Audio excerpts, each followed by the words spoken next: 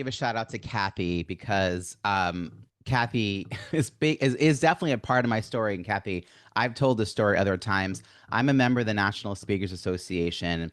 My second year, I didn't know anyone still, and I went to the special dinner they had, and I thought, well, since that's just me, I should sit as close as possible and see who I can hobnob with. Why not? And I happened to sit next to a board member whose name completely escapes me. I know Cathy always remembers, but I didn't know who anyone Stephen was. Tweed. And Stephen David Tweed. sort of said, "Oh, tell me about you. What do you speak on?" Which is the thing everyone does. And he said, "Do you have a book?" And I went, So it was 2016. He picked me up by the elbow, walked me 3 tables over to Cathy, said, "Cathy, he needs you." Left me standing there. Cathy talked to me for a few minutes, handed me a button. The button said, "Ask me about my book." That was maybe the second day of the conference. By the end of the conference, a couple days later, I had a way to talk about my book.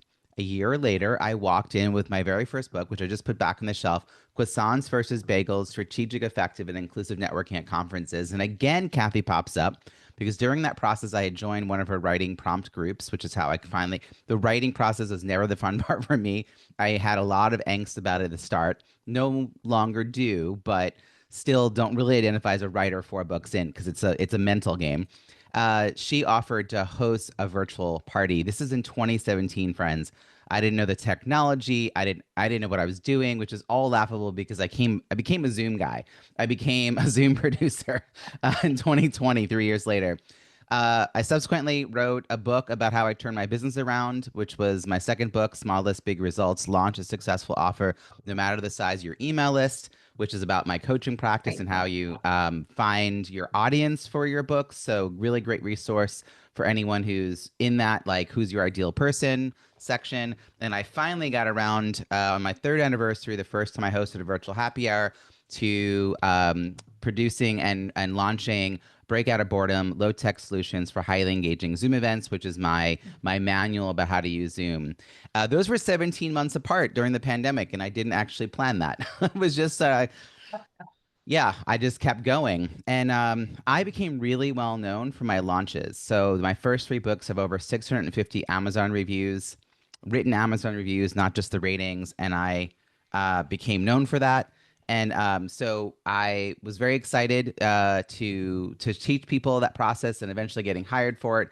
I have to run in a second because my technician just showed up at my house. But in the chat, I'm going to share information about my newest book, Launch Your Book, An Entrepreneur's Guide to Reviews That Drive Revenue, which basically is my entire launch process in a book.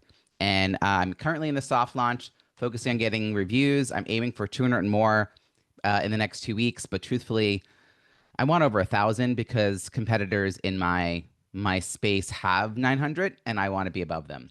I have the First. space. I I know. I I have to say, Cathy, now that I'm in the ranks of authors, I feel so strongly that our messages should be read. And I think when we're in the process of writing the book and getting it published, that could actually be a goal we lose sight of. And we just feel accomplished with the book existing, and like holding the book up and taking the photo is not actually the end. Like I That's liken right. this to a triathlon, not a marathon, because at the end of a marathon, the runner gets to stop. So that's not what we're doing here. We're just doing the first leg of a triathlon, which is the swim, and then stopping wet, we have to go run over to our bike. That's publishing and launching. And then we finally get to the marathon, which is the ongoing marketing. And so I would say my one big takeaway would be to get your book into the hands of the people who need it most or who know people who need it. If it's a nonfiction book, if it's a fiction book, find the people who read your genre. If it's a memoir, find people who will be moved by your story and have the end goal in mind. So like what is, particularly if it's a business related book, what are you moving people to? And those are the kinds of people you should have on a launch team. So my recommendation is to stop asking friends and family because they're the hardest reviews to get because they don't even understand what you do or the importance of reviews, or they love you but they just don't understand you. And so you could strong arm them into writing a review, but wrangling those reviews will not build up the kind of momentum that you need to keep getting sales. Whereas if someone reads a book, like I'm not a huge memoir reader, but I read a memoir 2 years ago now that I am still telling people about. I tell people it's the book that makes me realize I should read more memoirs. That's the kind of that's the kind of referrals you want from people. And she's a wonderful speaker. So then I tell people, oh, you have to bring her in. So you want those kinds of words to be said, but that only happens when people who will feel pulled into your story know about it. So I mean, I have a whole launch process for getting the reviews and all of that, but just make sure that all the upfront effort is with the people who can help continue to shout your greatness to the rooftops.